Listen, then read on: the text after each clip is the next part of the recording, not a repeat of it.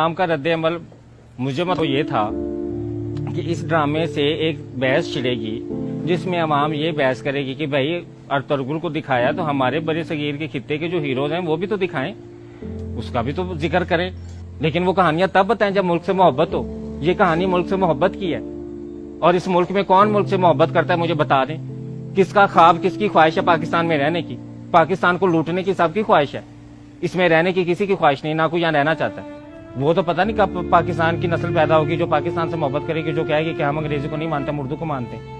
वो जो कहेगी कि हम हैरी पॉटर को नहीं मानते, हम तो राजा रसालू के किस्से सुनाते हैं। वो जो आके अंग्रेज जब हैरी पॉटर लेके आएगा तो हम राजा रसालू रखेंगे कि इधर आओ मैं उसके किस्से तुम्हें सुनाती हूँ। जब अंग्रेज आके अपने हीरोज दिखाएगा तो तब हम दिखाएंगे कि राव नवाज खरल ने, पीर पगारा ने कैसे तुम्हारे खिलाफ तहरीक की और कैसे तुम लोगों ने सरेआम फांसी भी दी तो वो डरे नहीं, वो आगे झुके नहीं।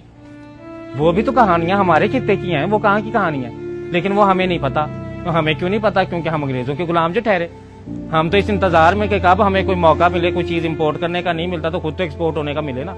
या बाप माँ की चूड़ियां सोने की बेच जाऊं या बाप की जमीन बेच जाऊं अंग्रेजों की तलवे चाटने के लिए, वहां उनके बर्तन जूठे साफ करने के लिए, और वहां उनकी मैं वो लेट्रीने साफ करूं और साफ करके वो जो पैसा हो वो मैं आके तो घर मुजरा करवाऊं और मुजरा पाकिस्तान में आके मुजरे पड़ाऊं कि देखो मैं अंग्रेज की गुलामी करके आया, देखो मेरी शानो शौकत।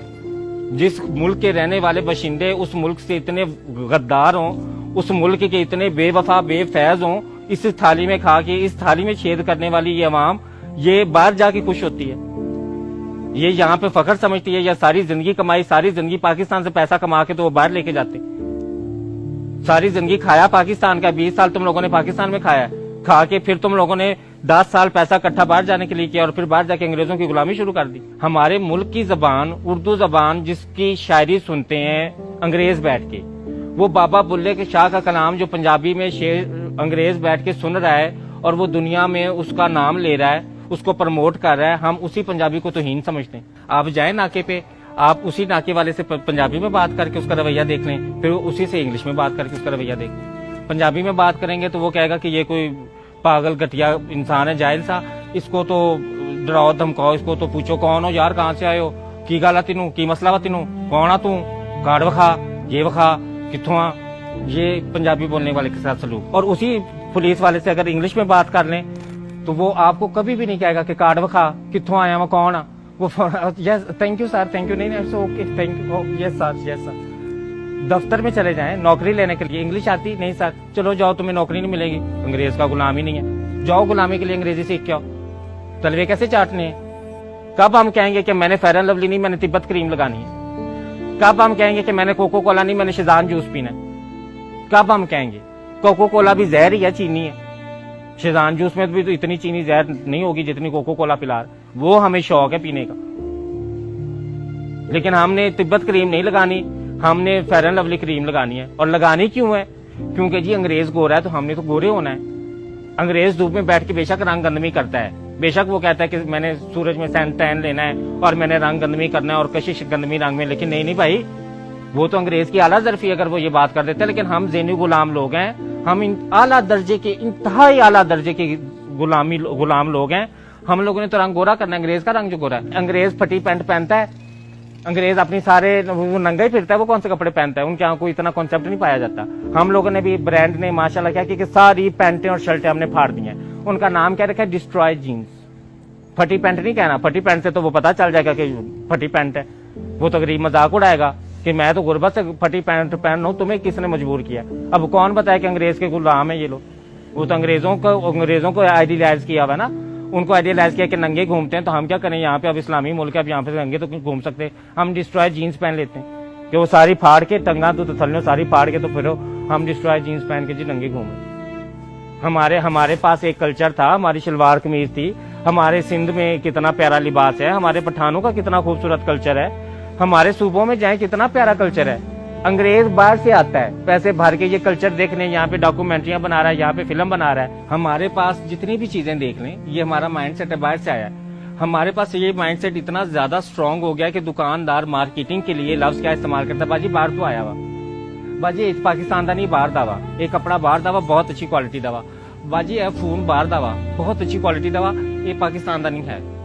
हम अपनी अवाम रोज हम लोग ये सुनते हैं अपने कानों से कि ये पाकिस्तान का नहीं है। हम सवाल नहीं करते, हमें शर्मिंदगी तो है ही नहीं ना। वो गालिब ने कहा था कहा भी किस मुंह से जाओगे गालिब, शर्म तुमको मगर नहीं आती। हमें तो शर्म आती नहीं है। पहले तो एक ट्रेंड ये होता था कि हमने अगर किसी को शो मारनी होती थी ना तो हम कहते थे इम्पोर्टेड है, लोकल पाकिस्तान की नहीं, इम्पोर्टेड है। पहले हम ये लफ्ज इस्तेमाल करते ना, हर चीज इम्पोर्टेड। अब क्या हम करते हैं, अब जो जदीद दौर हवस, जब मजीद हमारी गुलामी की जो हवस बढ़ गई तो हम लोग मियाँ बीवी भी इम्पोर्ट करने लग पड़े। मर्द बीवियां इम्पोर्ट एक्सपोर्ट करने लग पड़े और औरतें खामन इम्पोर्ट करने। अब चीनियों से शादी हो रही है।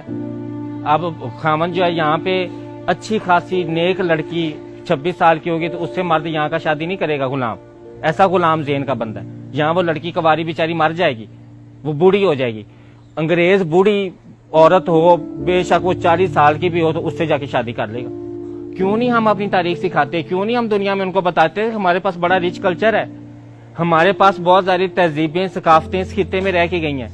मोंजोदाड़ो को देखें, मोंजोदाड़ो से पीछे चले जाएं, कौन कौन सी तरीके सकाफतें यहाँ पे गुजरी हैं, कितनी जदीद सिविलाइजेशन, जदीद तहजीबें भी यहाँ पे गुजरी हैं। और यहाँ के हीरोज का नाम आप लोगों को तो पता ही नहीं होगा, अल्लाह खैर करे। हीरोज का नाम हमें कहाँ से पता होगा? हमें कोई ना पढ़ाया, ना हमें किसी ने बताया।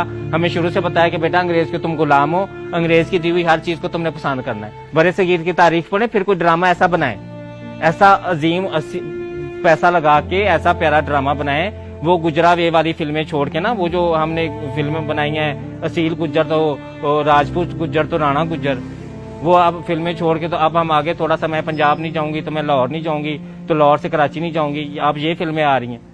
तो इन फिल्मों से निकल आए, कोई लोगों को शौर दे दें, कोई तालीम दे दें, कोई लोगों को हिस्ट्री पढ़ा दे, कोई तारीख पढ़ाए अपने बच्चों को, ताकि वो अपने मुल्क से मोहब्बत करें। हम अपने मुल्क से मोहब्बत हमारी नौजवान आगे नस्ल क्यों नहीं कर रही? क्योंकि हमने उन्हें इम्पोर्टेड वाला कॉन्सेप्ट जो दिया हुआ। शुक्र हमने ये नहीं कह दिया कि बेटा तुम भी इम्पोर्टेड हो, ताकि वो अपने आप को और ज्यादा वो आला अरफा समझे कि हम इम्पोर्टेड बच्चे हैं, हम पाकिस्तान में पैदा नहीं हुए।